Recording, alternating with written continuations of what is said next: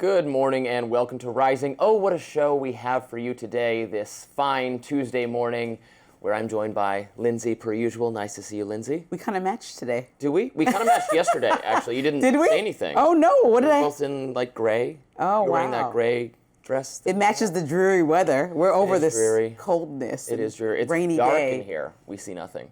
Coming up on Rising, some low poll numbers for President Trump. I'll be discussing that in my lens today. Plus, a new report from the FBI sources details the state of the agency under Director Kash Patel and offers some heavy criticism. And a new study has found that preteens who own smartphones are likelier than their peers to suffer from obesity, depression, and even insufficient sleep. But first, Robby, what's on your radar? Let's get to it. Now, the mainstream media has finally caught on to the fact that Tim Walz, the governor of Minnesota, who, by the way, was for some reason Kamala Harris's choice to be the Veep, is complicit in ignoring a massive welfare fraud scheme perpetrated in his state by largely Somalian immigrants. The New York Times is no longer ignoring this story. They covered it in a devastating report that alleges, quote, fraud swamped Minnesota's social services system on Tim Walz's watch. It's a bombshell story. Let's take one example of the fraud. A nonprofit called Feeding Our Future took government money during COVID that was supposed to go toward buying meals for hungry children. Instead, it went toward luxury cars, even real estate projects abroad. That's right, the fraudster sent American taxpayer dollars out of this country. Of the 86 people charged with the fraud, all but 8 of them were Somalians. And here's where it gets worse. According to whistleblowers, state agents were tacitly approving the fraud because the Somalians have become a powerful constituency in the state of Minnesota. Democrats didn't want to risk losing their support. And Tim Walz himself has admitted that these programs erred on the side of generosity during the pandemic. Well, he was very generous with your money. How nice of him. Quote, the programs are set up to move the money to the people, said Tim Walz in an interview. The programs are set up to improve people's lives, and in many cases, the criminals find the loopholes. It's like he's saying, yeah, we got scammed. Oh, well, we had good intentions. Should be noted, of course, that the New York Times did not break this story. The conservative writer and activist Christopher Rufo got to it first, but because it is a legitimate story, the mainstream media has been guilted into covering it. Now, not all liberal commentators seem to be drawing the same lessons as the New York Times, however. Here were the ladies of The View, redirecting the issue from the failings of Tim Walz to the failings of, well, I bet you can guess who. Here's what's interesting, because if you're upset about fraud, in 2018, a judge ruled that you know who had to pay $25 million due to his fraudulent university. In February 2024, a New York judge found him, his sons, and his organization liable for fraud. Then 3 months later, he was found guilty on 34 counts of fraud. Really, Whoopi? We can't talk about something other than something wrong a Democrat did, rather, for more than 2 seconds before you bring up Donald Trump. It's exactly this kind of blithe dismissal of real problems that have occurred under the watch of Democrats in blue states and blue cities that has caused progressive media to alienate middle America and drive them into the arms of Trump's Republican Party. If you don't think the GOP has the right policy prescriptions, make that case.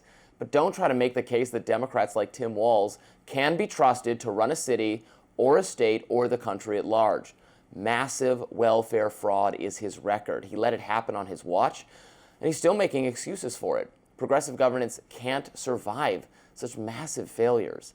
Defunding the police, allowing rampant welfare abuse, taxing the wealthy so aggressively that they actually move away, that is the left progressive track record, and it's a recipe for disaster.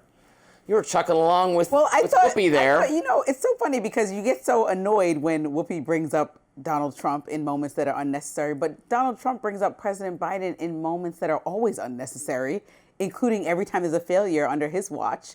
So I just want to make sure we're balancing the scales. I think Whoopi, as a commentator, can point out that his Trump University was... My shoes are untied. You know who else had untied shoes? Donald Trump. Just because she brought it up doesn't make it untrue. It was still a fraudulent university. But I just want to point out... It's a different kind of fraud.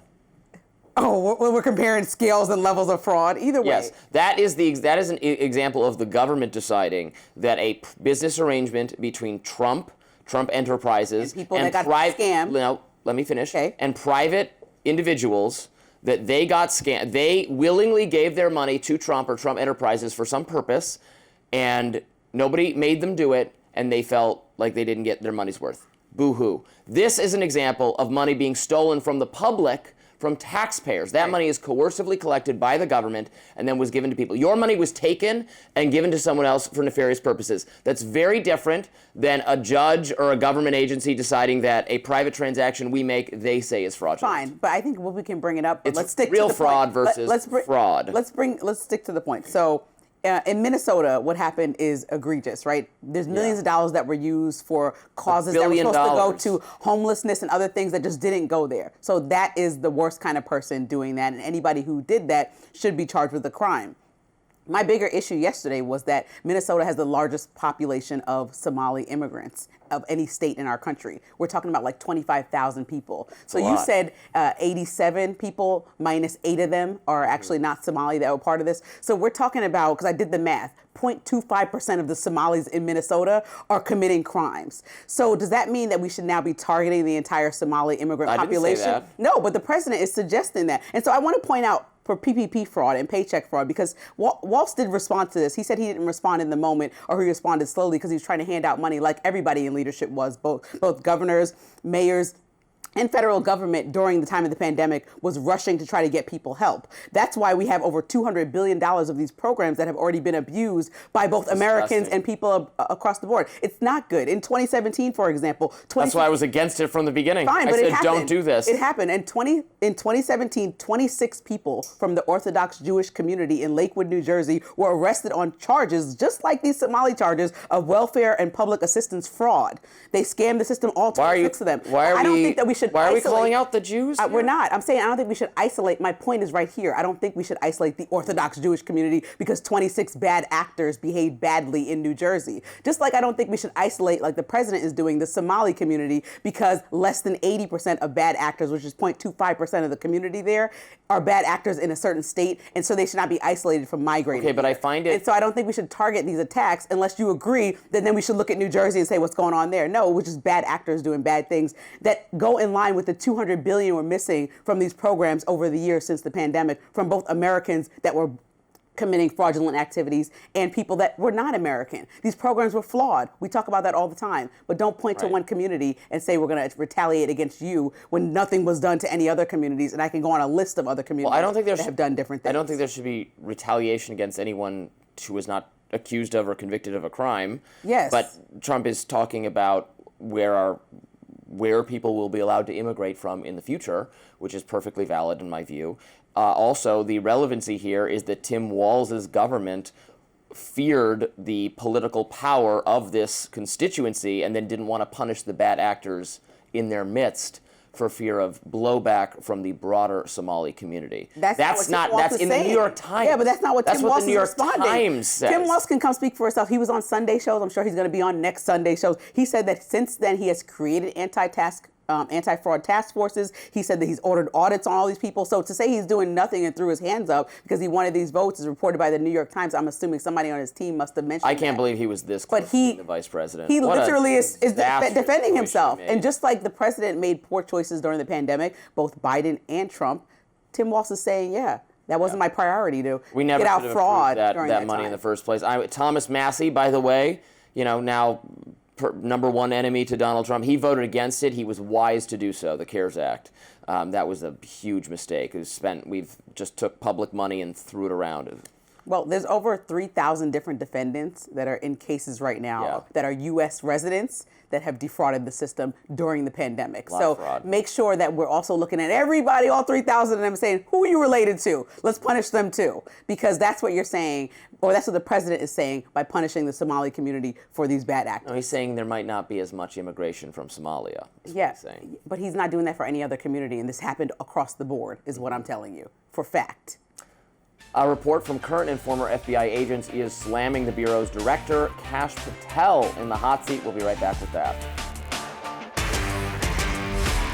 New revelations are shaking the FBI this morning after a new report described the Bureau under Kash Patel's leadership as, quote, a rudderless ship and, quote, all blanked up with morale low. The 115-page report obtained by the New York Post was written by an alliance of active duty and retired agents and analysts and called Patel himself deeply inexperienced, with one source describing him as, quote, in over his head, and another writing that he has neither the breadth of experience nor the bearing an FBI director needs to be successful. Now, one of the most damning examples provided in the report focused on Patel's alleged actions after Charlie Kirk was assassinated. It details that when the director arrived in Provo, Utah, he would not disembark the plane without an FBI raid jacket. Quote, Patel apparently did not have on his own FBI raid jacket with him and refused to step from the plane without wearing one. FBI personnel had to stop their work following the assassination and ask around to find a medium-sized raid jacket that would fit Patel. The report goes on to say that they did find a size medium jacket belonging to a female agent, but, quote, 2 areas on the upper sleeves did not have Velcro patches attached. According to the source, 2 FBI SWAT team members gave him their patches, and only then did he leave the plane. Sheesh. In another example making waves, Patel reportedly became upset when he heard about a discussion taking place among a few dozen FBI personnel that he be issued a bureau firearm. When details of the discussion were leaked, Patel allegedly ordered everyone to get polygraphs to find out who had criticized him, something the source of the story called needlessly punitive. As for Patel's number 2, Dan Bongino, he was described as, quote, something of a clown, and both were slammed for their arrogance and an unfortunate obsession with social media. According to the Post, one source said they need to stop talking, stop posing, and just be professional. Another said they're spending too much time on social media and public relations and are too often concerned with building their own personal resumes. The group of agents behind that report concluded they would like to see Patel and Bongino succeed, but urged them to heed the criticism. There were some brighter spots, however. Some agents praised the rollback of DEI policies and said it reduced administrative burden, and another source described the way the FBI assists ICE as overwhelmingly successful. The report also notes that one source says morale is high among those working in counterterrorism and criminal investigations in an FBI field office's joint task force. Now, following the reports released yesterday, some on the left took the opportunity to fire their own shots at the FBI director. David Hogg taking to X, writing, a diva podcaster is running the FBI. And Eric Swalwell writing in his own post, I don't mind that FBI Director Kash Patel had to wear a women's size medium jacket to cosplay as someone in charge. I just wish he'd focus on stopping the rampant domestic terrorism happening on his watch. And the New York Post journalist Miranda Devine defended the authors of the report, writing in part, for those claiming this report is from a bunch of disgruntled FBI staffers who don't like change or salty ex-FBI critics of Kash and Dan, you're wrong. It's from an alliance of patriotic operational insiders opposed to the abuses and the corruption of the FBI, which accelerated under Biden. They wanted reform. There is good and bad in this report, which confident leaders would heed. As for the White House, they are standing by the bureau director. A spokesperson told The Hill Patel is, quote, a critical member of the president's team, and he's working tirelessly to restore integrity to the FBI. So this is important because, some on the right would be inclined to dismiss internal anonymous criticism from career bureaucrats, the deep state, etc. Right. I get that. Miranda Devine is a right-of-center journalist for the New York Post. She's been all over the Hunter Biden story. I think she should have a lot of credibility with people on the right. She's saying this is coming not from that type of staffer, but from someone who would be, people who would be otherwise supportive of what Kash Patel is trying to do, who are just not at all happy with his behavior. And frankly, I know a lot of people in MAGA world who have not been thrilled with how Kash Patel has comported himself on Epstein, on other matters, on the Charlie Kirk assassination. He put out, don't say anything if you're not sure. He put out incorrect information. I even saw him last week during the press conference after the shooting of the 2 members of the Guard in D.C., there was the local police authority who did a very good job answering questions. Muriel Bowser, the mayor, did a good job answering questions. Kash Patel immediately introduced confusion by implying that there were more suspects. And then a journalist had to be, are you saying there's more people? Because he said, we'll bring all the people to justice. He just used a imprecise language. And so then the first question is, are you saying there's someone else we haven't apprehended? And The other people had to be like, no, that's not what we mean. It was clumsy. He's not doing as good a job as he could be doing. I think that's obvious. And part of the criticism, even though and he needs a right jacket to get off the plane. Yeah. Come on, man. So, but part of the mocking in that and the seriousness is like he, being a social media star, trying to be anyway, that he needs to be front and center in the middle of these big moments for the country that are big and dramatic and need to be handled with care, like Charlie Kirk's assassination, like the shooting of the 2 National Guard officers. We were asking, because we were live on air when this was happening and working for News Nation, why Kash Patel felt that he needed to speak to the crowd. Like the people that were active in the investigation, even though the FBI took control of it at one point, it still was like he's speaking and caused mass confusion. So that's part of the issue. And then to piggyback off what you said about the Washington Post journalist, she made a point. There's 24 current New York Post. There's 24 current and former FBI personnel that contributed to this report. Some of them said nice things, like Kash Patel is very personable and likable, and they said he's just creating this culture of uncertainty and mistrust. So it's not that someone said I don't like him as a person. Some people were actually like, no, he's a cool guy, but this is crazy and chaotic. And you know that through many experiences that he's had, whether it's when he's testifying before Congress and, you know, got very boisterous and animated and had a plan of attack, which Pam Bondi followed him to do the same thing when she was testifying. It just is a lot of show. And I think that as we get into or close out a year of what was a Trump administration presidency, and he has been vouched for in so many ways, he's let down people in a variety of ways also. And he's been very unprofessional. And so that's a critique that's coming from inside of his own, inside of the people that he governs. And at the end of the day, leadership, the first and most effective part of leadership is communication. And if he's doing a poor job communicating and making people take lie detector tests because they might not like him, or they're sharing information that is showing unprofessionalism, then maybe he should be self-aware about what's going on in that moment. Maybe the jacket wasn't necessary, but coming out with accurate information for the American public that wants to know what happened to Charlie Kirk is more important than the jacket. And to drop that moment at the same time that you wanted to look nice is quite absurd. Right, and that the significance of the jacket is obviously that he would care more about looking, you spend an hour doing that on camera rather than concentrating on the message and making sure it's consistent with the facts, and we're not introducing error into the public's minds, because that's how people's insane theories begin, when officials are caught lying or correcting something that they've said.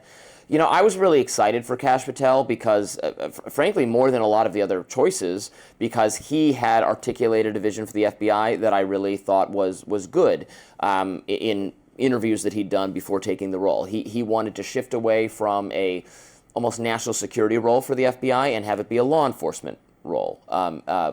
Have field workers out in the field rather than in D.C., downsizing the agency to where it could be effective law enforcement agency, getting rid of DEI, which they're happy that he's doing. So there's lots that he said he would do that sounded good, but I think the follow-through has not been there, and that is the perception of MAGA. I saw very pro-Trump MAGA people mocking Kash for this story. This is what we would call fool's gold. Yeah. He said one thing, provided something else. Up next, Dave Smith, Jon Favreau are both blasting the, quote, Stop Anti-Semitism X account for putting Miss Rachel on the contenders list for Anti-Semite of the Year. Don't go anywhere. Comedian Dave Smith and former Obama speechwriter Jon Favreau are slamming pro-Israel account Stomp Anti-Semitism for putting YouTuber Ms. Rachel in the running for Anti-Semite of the Year. Now, along with Ms. Rachel, the account's finalists for Anti-Semite of the Year include political commentators Tucker Carlson, Anna Kasparian, and Cenk Uygur, UFC fighter Bryce Mitchell, and actress Marcia Cross. That group will eventually be squeezed down to 3, and the public will decide on the winner. Past winners include Congressman Rashid Tlaib and Ilhan Omar, rapper Kanye West, and Candace Owens. Ms. Rachel runs a YouTube channel that is educational in nature and appeals to children. She has been vocal about her support for Palestinian children during the Israel-Gaza war.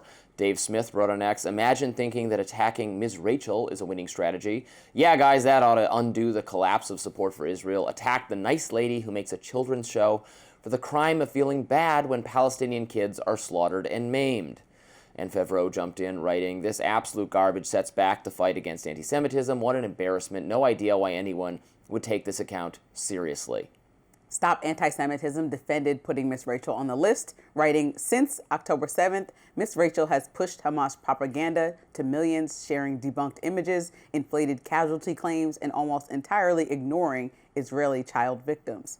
She also hosted Motaz Azazia, a terrorist sympathizer who celebrated the 10/7 massacre and openly idolizes Yahya Sinwar. We stand with our feature of Miss Rachel.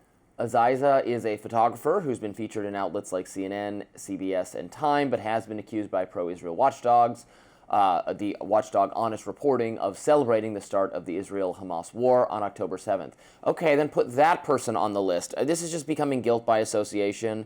Ms. Rachel evinces sympathy for the Palestinian children. She has not expressed any anti-Jewish ideas, nor, for the matter, it's not just her on that list, nor has Anna Kasparian or Cenk Uygur or Tucker Carlson. You can disagree with Tucker Carlson's views on Israel or his decision to host on his platform people who are anti-Semitic, but even in his interview with Nick Fuentes, which I criticized and so many did, he did disagree with Nick Fuentes on the complicity of the Jewish people. Nick Fuentes is an anti-Semite. Candace Owens is an anti-Semite.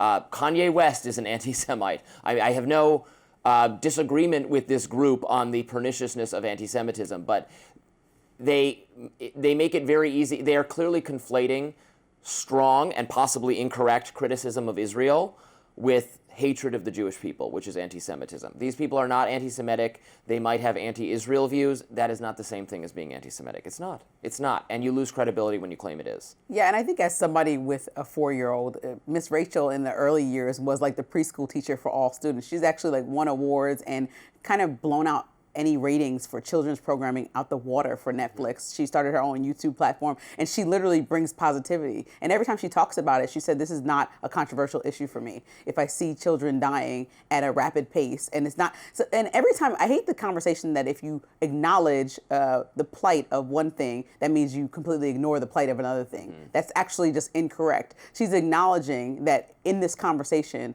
about Israel having the right to defend itself, which most people have acknowledged, that many people that were innocent, including children, which she caters to on a daily basis at a high millions of level worldwide, are being slaughtered and ignored. And she thinks that they should not be a casualty of this war. And that is a fair thing for her to say. And so I think the constant criticism of her, because she feels like, it feels sad because I watch her often because of the age of my daughter, and I saw her go from what seems to be a jovial preschool teacher figure to somebody who's constantly defending herself, even against places like the New York Times. And so I think that this is just like a new role that she didn't even want, that she took on. And I think that it's just noble of her to even just speak up and just say, hey, this is the platform that I want to discuss. That doesn't mean I'm isolating other platforms, but people have an option of what to use their voice for, and she's using it to talk about children that she thinks should not be heard in this way. Yeah, it does not serve the cause of anti-Semitism to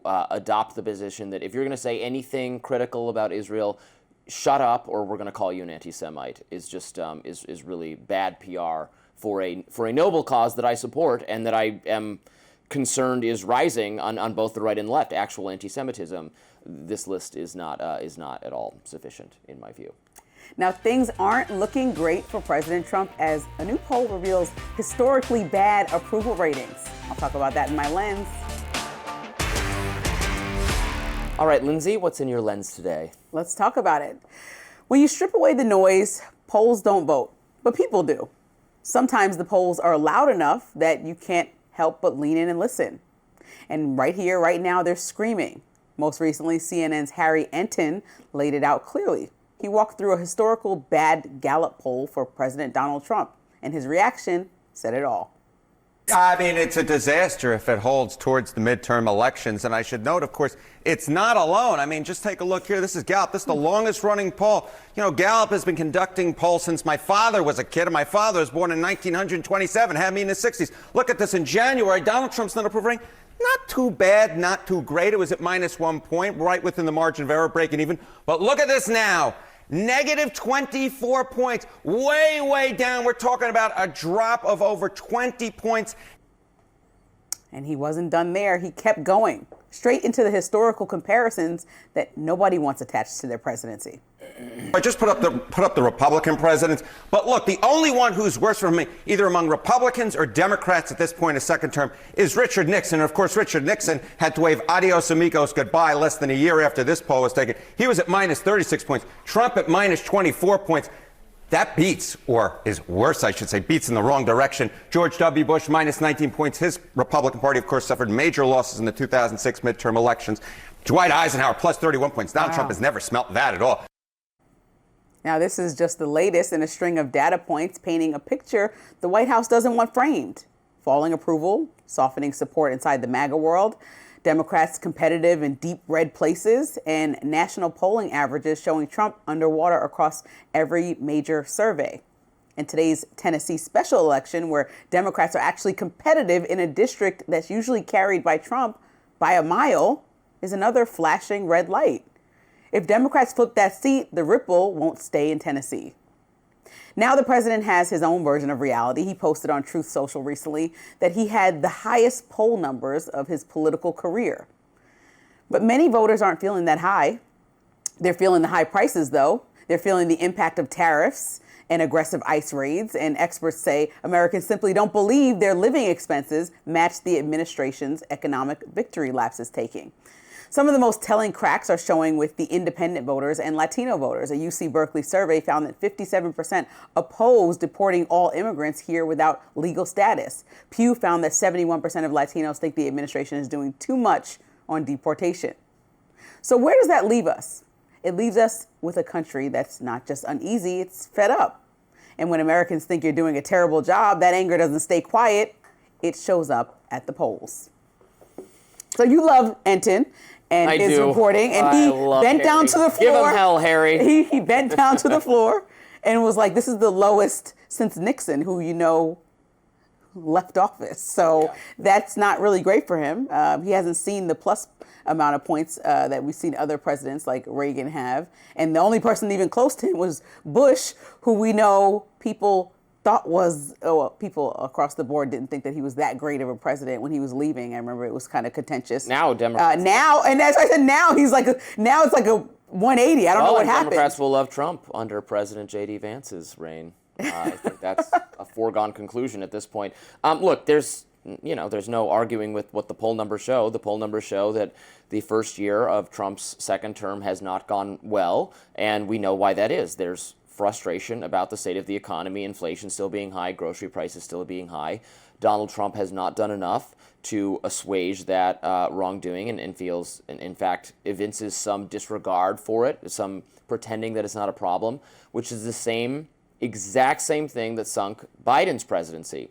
So I think it's been a mistake. I also think it's fairly obvious why the economy has not rebounded. It's the tariffs and other economic policies that I have been against from the start, and it's going to undo everything else. I think the good news for Trump is that he still gets high marks for his, he's trusted on crime and on immigration. And now the immigration numbers have come down too because it's becoming too punitive and too random and to just get rid of everybody. The Stephen Miller fantasy of just deporting literally every single person is not good with the American people or smart policy.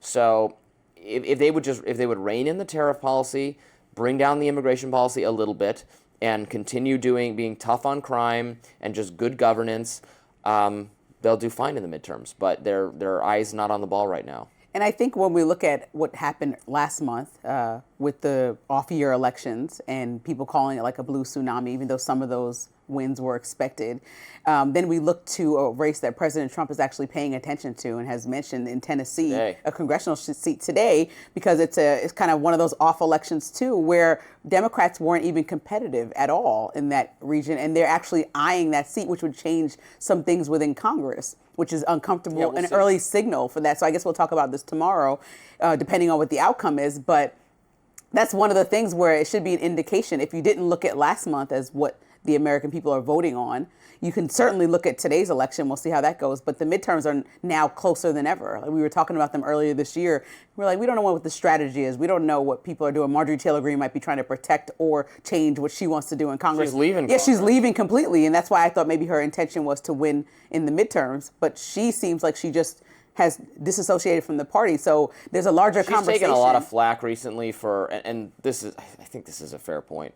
Why wouldn't you just serve out the rest of your term and just decline to run for re-election, serve out the rest of your term?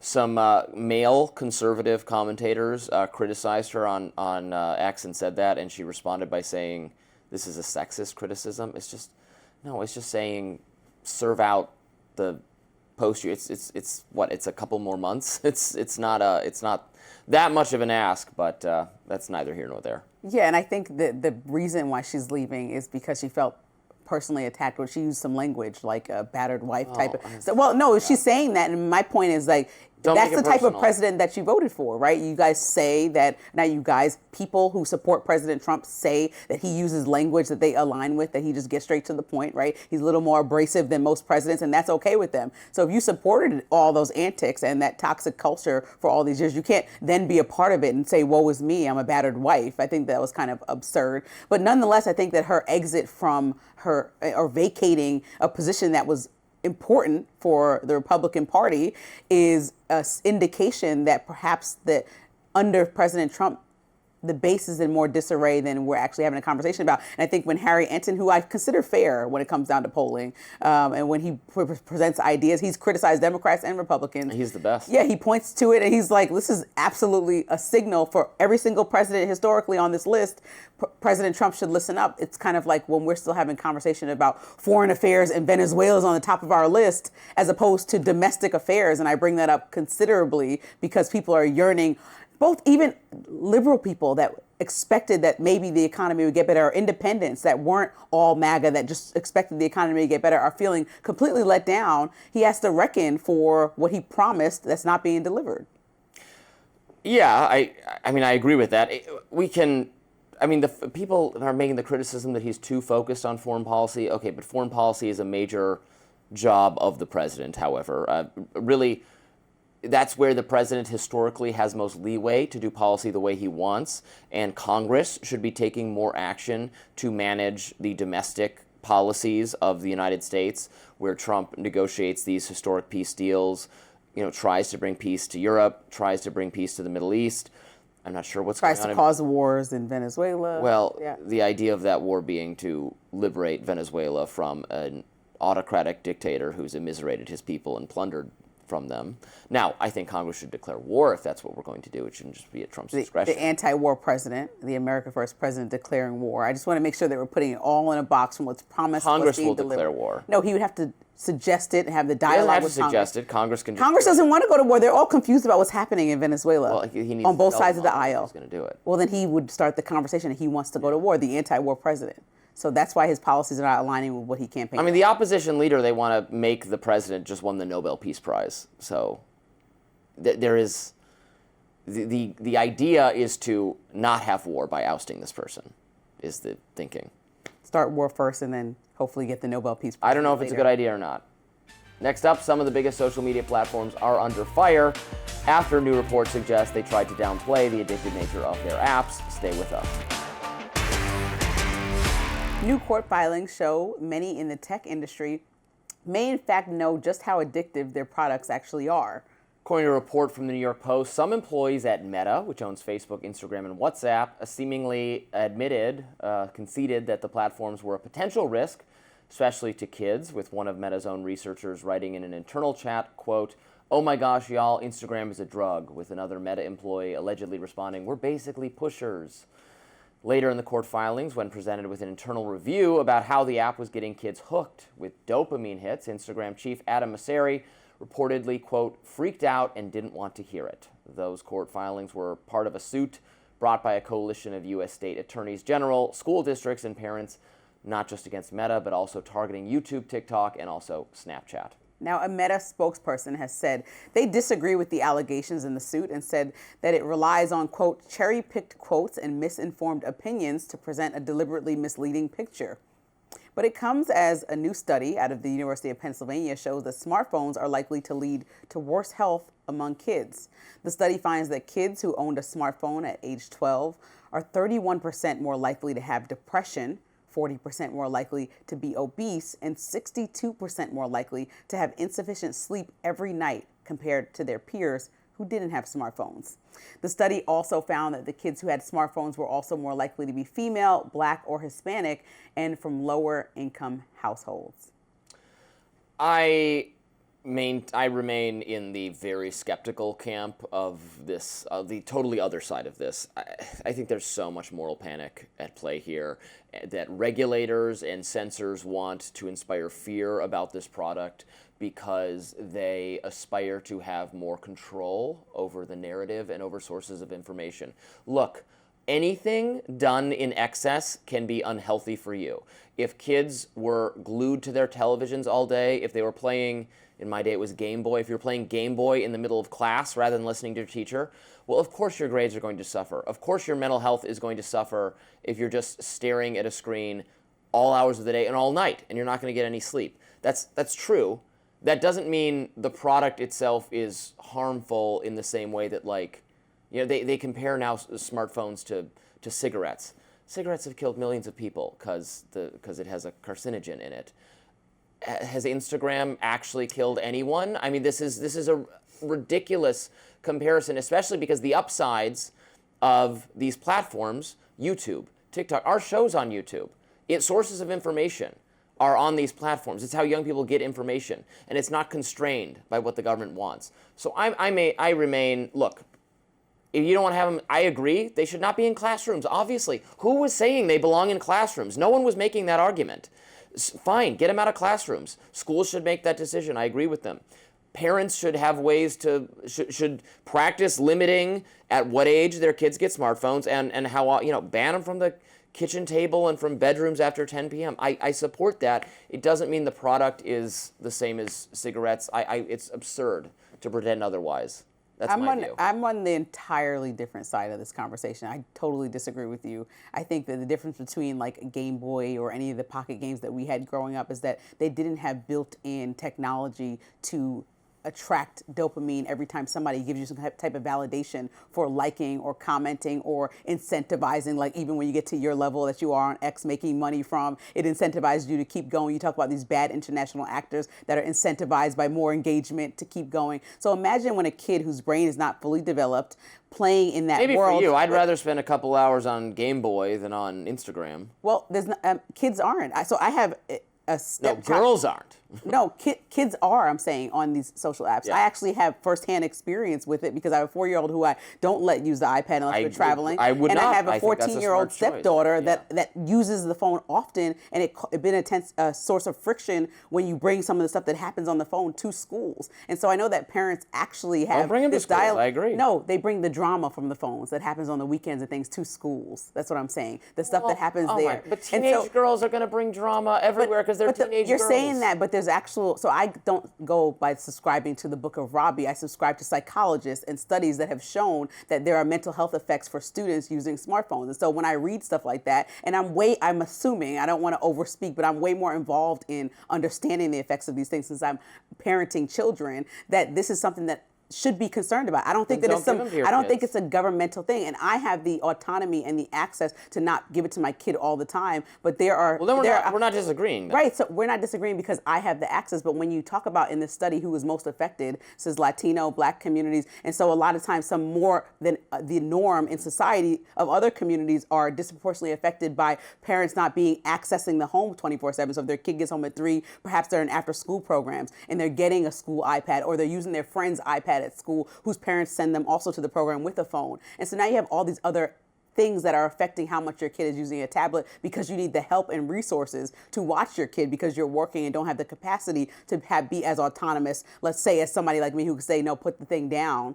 Then this all creates all the socioeconomic divide that makes people... it doesn't create the divide. No, there is a divide. There is a divide that exists, and so it creates an even deeper divide from the have and have-nots. And I understand that that's a real thing in our society, and so I don't want to pretend just because I can control my kids that it's not a real issue with Instagram. By yanking the smartphones away from the kids. No, but they're saying... If the kids are neglected, they don't have enough parental time, they don't have enough resources, taking away the smartphone isn't going to help them, it's going to make them worse off. Right, but having apps like Instagram that know that they're addictive and lead to self-worth and self-doubt and things like that for young children that psychologists have reviewed. No. Some self-doubt for some children, even in those the Frances Haugen internal Instagram surveys from several years ago found a minority of, it was teen girl users, a minority of them had negative psychological outcomes from Instagram. That's not true of all kids. That wasn't true of the majority of kids in that demographic. If it's affecting kids, we're going to talk about COVID in a little while and talk about how it negatively affected a small population of kids. That's still enough to rile you up and to say, no, this shot shouldn't have been distributed. No, I will not say it shouldn't have been distributed. Well, I'll say it should have been a choice. Okay, but I'll say... And I say the same thing about Instagram. I'll say it should be a choice. I think that sometimes it's good for some kids, bad for society others. That are programming apps that kids have access to, we should be mindful of trying to help them achieve their fullest potential and not try to put in things that we know can lead to depression or other thoughts when you feel lesser than because of an app and how many likes you're getting. And that actually has been attributed to those feelings by psychologists. So that's all I'm going by. All I'm saying is the fact that some users, in a specific demographic, teenage girls, are having a negative psychological experience with this technology does not mean it should be aggressively regulated. I'm looking at the study we just reported on. Us. 31% have higher odds of depression. That's a high sum. 40% have higher odds of obesity, and 62% are not sleeping well because of smartphones. I'm not making this up. This is a study we just reported in the intro of this piece. So that's one example. Kids not sleeping also leads to terrible grades and other things. So I've this seen all is bad things. things. People who excessively use social media and people who don't use social media at all have equally negative health outcomes. There's a happy middle ground that we should strive for as a society, and families should strive for, and schools should strive for. But these are sources of information for young people that the government is trying to control. No, I think you're putting too much that the government control part of it. Well, that's what they're having a hearing about. That's what states attorneys generals are bringing lawsuits to keep these technologies out of to stop you, a parent, from making the decision. It might be the case that your kid should not have a smartphone, or this kid should have one and this kid should not. And they want to take that decision away from families and give it to the government, and I find that reprehensible and illegal, and in plain violation of the First Amendment. The Journal for American Medical Association published just last week that a 1-week social media detox actually improved the mental health for more than 300 young children or young adults. So they're in the 17 high school age. When they were stopped problematic social media use. So if you are telling me that you're seeing all these numbers about higher likelihood of depression, no sleep, and then not using it for 1 week, causing improved mental health, and you don't acknowledge any of that, you just think it's some big scam by the government to take over what parents have access to, I think that you are minimizing this to a degree that's completely unacceptable to me. I am just saying it should be your choice. I am pro-choice on the issue of social media use. I'll let families decide what's right for them. And I think these companies should not take advantage of small children that do have access to an app that parents sometimes, unfortunately, don't know how to work all the way. Sometimes they don't know how to work all the way. That legislation done for the children is always suspect. The White House is officially decorated for Christmas with decor and a theme selected by, well, the First Lady. We'll talk about that next. Stay with us.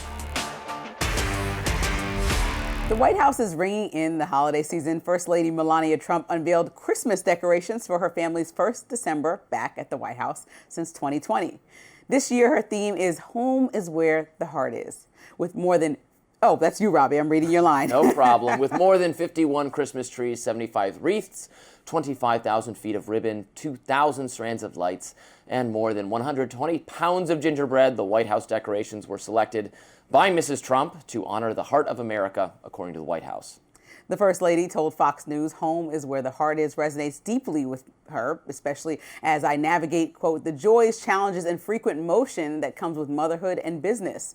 The constant movement has taught me that home is not merely a physical space, rather, it's the warmth and comfort I carry within, regardless of my surroundings. The White House is also including America's near 250 years in the decorations. A spokesperson said, quote, we're deeply honored that America 250 is represented in this year's White House celebration. The decor and concept of the East Room highlights America, our home, beautifully reflecting the spirit of unity, hope, and shared purpose that defines our nation. As we enter a truly historic year leading up to America's 250th anniversary in 2026, this holiday season offers an opportunity to reflect on what connects us as Americans. The White House Christmas decorations have drawn mixed reactions. New York Magazine's Margaret Hartman writes, quote, Melania Trump makes Christmas spooky again. Some social media users called the display underwhelming and lackluster, while others defended them as traditional and inspired by the theme. I think they look very, very nice. I would call them traditional. I think I love Melania Trump's sense of style. I always like her Christmas decorations. They do have in the past, maybe it was the first Christmas, there was one where they had an almost haunting simplicity to them, so I see where they get spooky. I think that's a good thing. I like them. I think that one Biden Christmas year was just deeply awful. If you remember that one where they had the frolicking, dancing, weird characters. That's spooky. That picture right there is spooky. But, people have different senses of style. Some people don't have a sense of style, and that's fine. I think that it's fine. I don't feel any particular way about it. It just looks like regular Christmas decorations. Did you see all the comparisons on social media to the Biden decorations? I mean, but why are people calling it spooky? Why are they going so crazy about this? Like, I know that what I'm more concerned about is the amount of, 120 pounds of gingerbread, the amount of money spent on this decor. Again, people and the timing and the tone deafness of the economy, people are probably a little bit annoyed with that. I'm sure when you hear these numbers and then $300 million ballroom, it all starts to get, and then you see President Trump pushing, when you see President Trump pushing vodka, he's pushing a vodka that he's selling now. What? He's selling a new vodka. Did you see? Trump? Yeah, he's offering a vodka. He's not drinking it. Well, he's selling it, and so he wants other people to drink. I'm sure many of his very religious following that he has, his cohort, that he's going to be selling that to. You can be for religious Christmas and for the holiday. I'm just saying, just go down the vodka. That's what he's selling. We're Catholic. So There's a lot of drinking in the religion. A lot of the things that are happening is what I'm saying is that he's making money, spending money, and other people are just broke in America, can't even buy Christmas. You want to gifts. hear my holiday drink, Lindsey? Sure. For the viewers at home? Sure. It's a shot of vodka, a shot of Kahlua, eggnog, and nutmeg. It's delicious. It actually sounds Try good. that out. It's really good. I Robbie's special holiday drink. I had a gingerbread old fashioned, and that's just Ooh, that sounds good too. stick to keep it pretty cool and calm and collected. You like vodka. I don't really like vodka, so I probably wouldn't. I buy like it Trump's all. Vodka, bourbon, tequila. Anything? Red wine is mostly what I drink. But if I'm going to drink liquor, bourbon, tequila, sometimes vodka. Wow. Yeah. Okay. We haven't partied together yet. We haven't partied together gotta yet, figure but we this will. out. One of these days, my dear. That does it for us on Rising Live. Thanks so much for watching, and you can look out for more exclusive YouTube content coming your way. Be sure to like, share, and subscribe to Hill's YouTube channel so that you never miss any content. And for those of you who like to listen while on the go, listen to my voice. We're now available anywhere you listen to podcasts, and we will see you back here tomorrow. Take care.